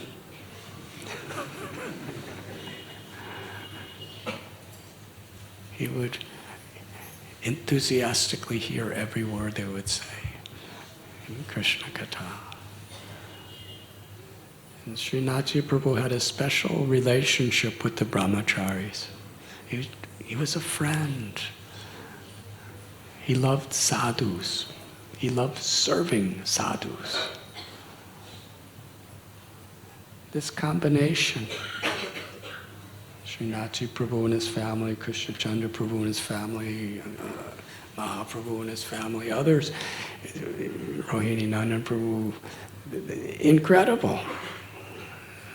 Srinathji Prabhu's such an aristocratic family, so much power, so much wealth, so much education.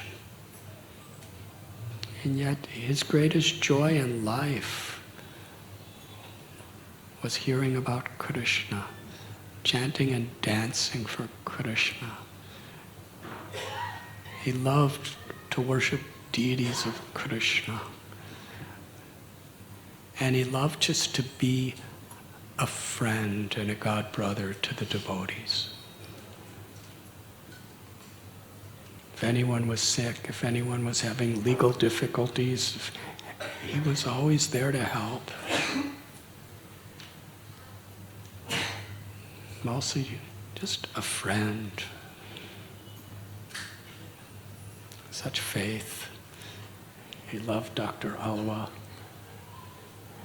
Dr. Alwa, he would arrange Dr. Alwa to have pujas and various darshans in Tirupati and Udupi and Kanchipuram and all these places.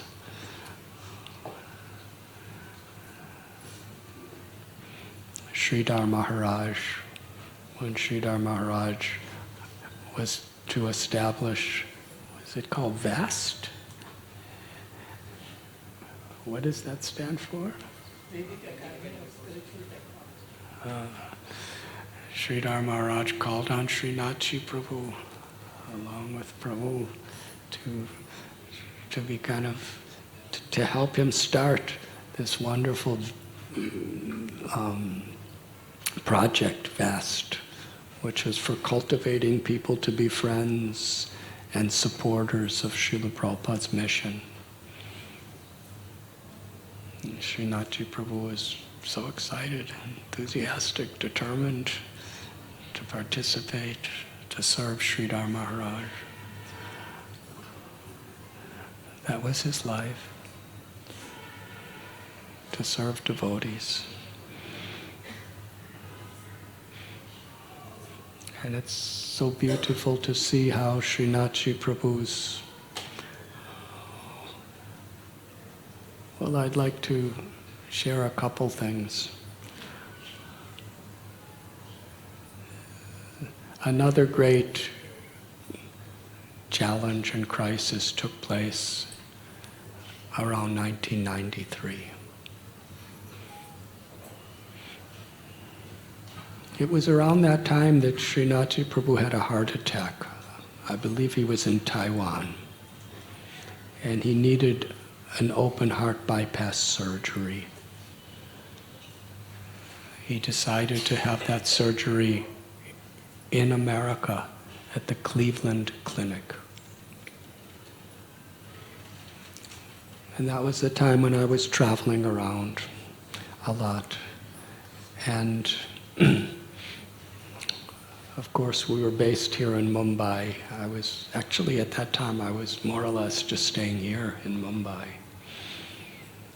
And I went to the Cleveland Clinic the day before his surgery. And Srinathji Prabhu's mother was there, Shantabain, because Srinathji Prabhu was her only child. Srinathji Prabhu's exalted father had passed away suddenly some years before. So the vast responsibility of their whole family, as well as all their industries and businesses, fell on Srinathji Prabhu. So for his mother, this was a very emotional experience. Her only son, whose children were yet still quite young, was about to go in for open heart bypass surgery.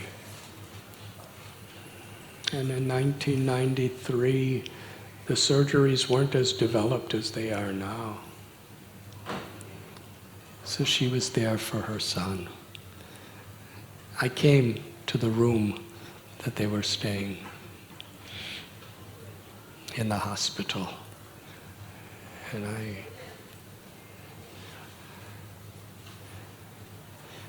if I remember right, the surgery was scheduled for Friday the 13th. And the doctor said to Srinathji Prabhu, that this is a day that I'm open, but nobody wants to have surgeries on Friday the 13th. Because in the West, it's considered like the unluckiest day. And Srinathji Prabhu said it's Trayodasi. Nityananda Prabhu was born on the 13th. So it's auspicious. And then he had an astrologer say it's good day. So, he was just chanting and japa, and praying, and then, they took him out of the room we were in. His mother and myself and Srinathji, they took him down for the surgery. And his mother was sitting very, very deeply grave, emotional, praying. And as soon as he left our room, I started chanting japa in a very prayerful mood for Srinathji Prabhu. And hours passed. And I'll never forget, I just completed chanting the Maha Mantra on the final bead of my 64th round since he left. And at that moment, right after I said, Hare Krishna, Krishna Krishna, Hare Hare, Hare Ram, Ram Ram, Hare, bling, bling, bling, the telephone rang. And his mother answered the phone, and the doctor said, the surgery has just been completed and is successful.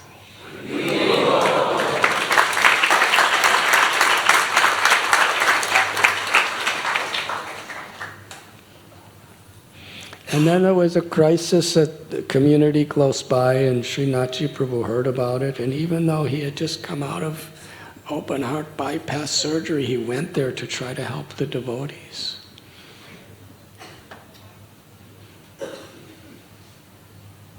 And Maitali Devi will remember,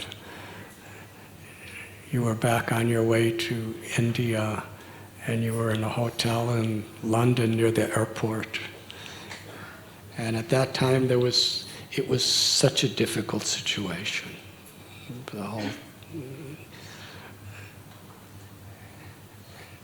And Srinathji Prabhu,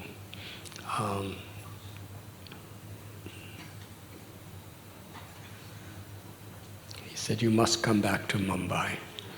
And I said, if everyone wants me to come back, I will come back, but that's for everyone to decide. And Srinathji Prabhu, he handed me an Air France ticket to Mumbai. He said, you keep this and I will arrange everything. And somehow or other, Srinathji Prabhu and Maitali Devi, Krishna Chandra Mahaprabhu again, they helped to resolve one of the biggest crises that happened in the history of our temple and so many of our devotees' lives at that time.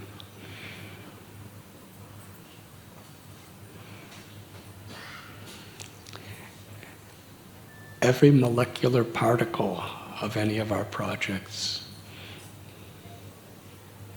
Srinathji Prabhu, Krishna Chandra Prabhu, these devotees, their influence is there.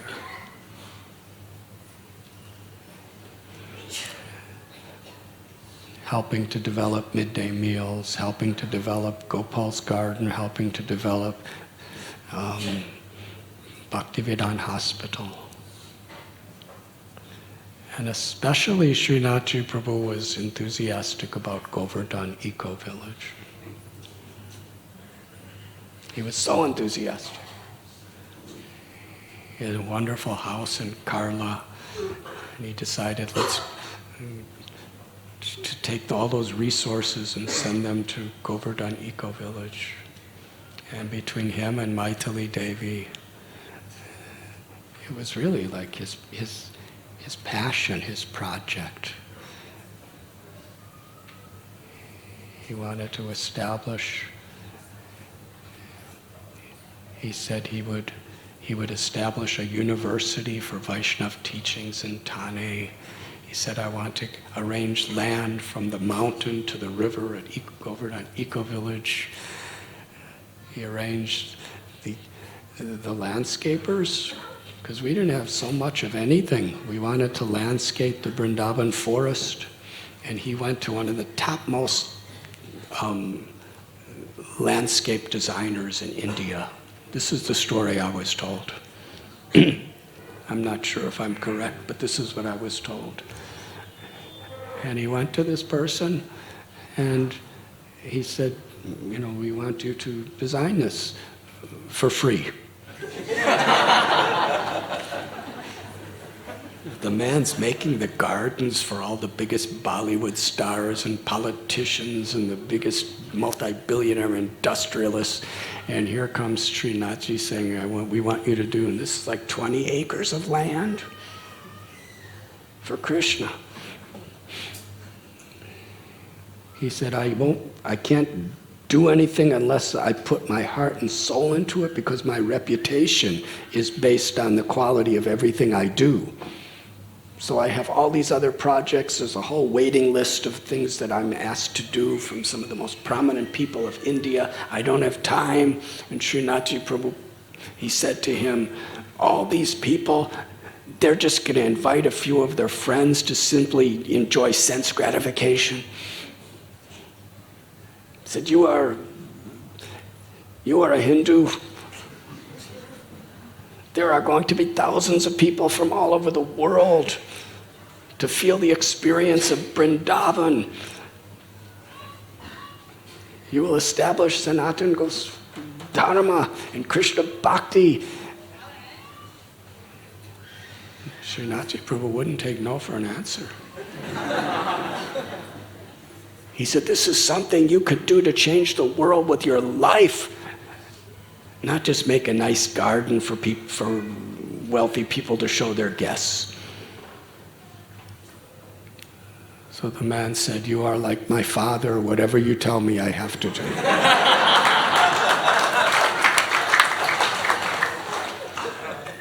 That's how all that beautiful landscaping is there for Govardhanika village. And along with Maithili Devi, they were planning all this Prayag project, all these educational programs, and environmental programs. They sent all these hundreds of solar panels. He was so enthusiastic. But he was enthusiastic about everything he did for Krishna. And that same enthusiasm, that same devotional spirit, Srinathji Prabhu and Maithili Devi has infused within their children and grandchildren. Keshava Prabhu, Chaitanya Prabhu, Vrindapriya Devi, their wives, their husbands, Janisha, Namamrita, Radhagiridhari, and their children. During the memorial service earlier, or actually it was last year for Srinathji Prabhu, we heard his grandchildren speak. With so much love, so much gratitude. He was just such a loving grandfather, a friend, just in every way, with all simplicity, perfectly attuned to the hearts and the minds of his little grandchildren. Keshav Prabhu was explaining how the whole time he grew up in his life, every single morning during Brahma Muhurta, Srinathji Prabhu would have Srila Prabhupada lectures playing on a tape recorder. While he was bathing, while he was shaving, while he was dressing, whatever he did in the morning, that was just a part of their house. It was the culture of their home. First thing in the morning was absorption in hearing Srila Prabhupada speaking and chanting. And this wonderful family, 3 generations. So much respect, so much culture, so much devotion.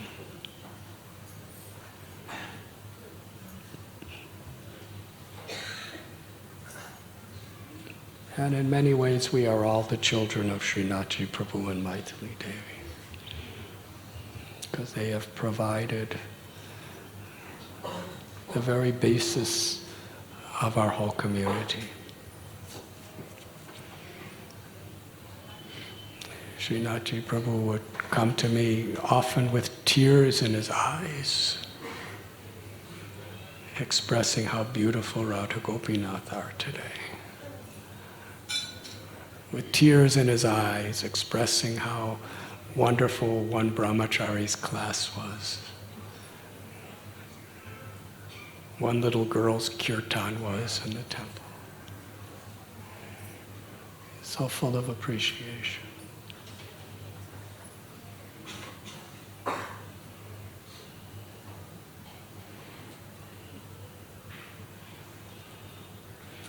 And last year, 1 year from yesterday,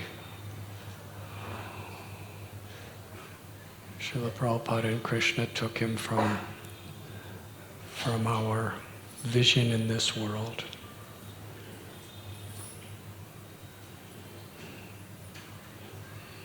It was something that happened. All I could think of is our Srinathji on the altar. He's like this. It's like Srinathji just like took Srinathji Das and went like this and sent him back to the spiritual world.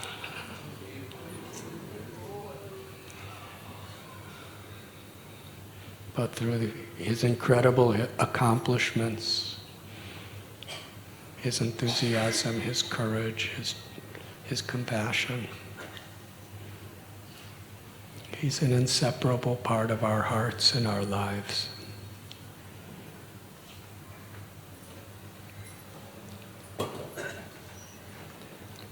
Thank you very much.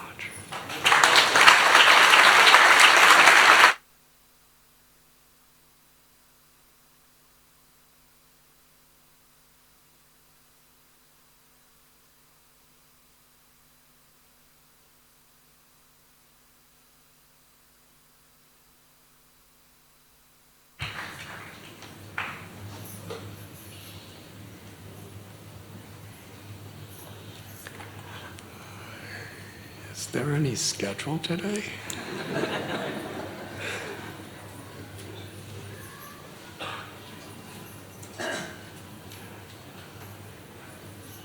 Would anyone like to speak something?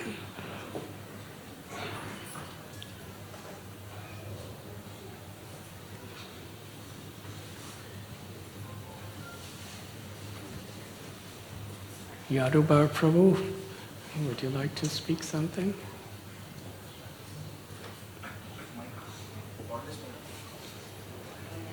Please sit. You can sit here.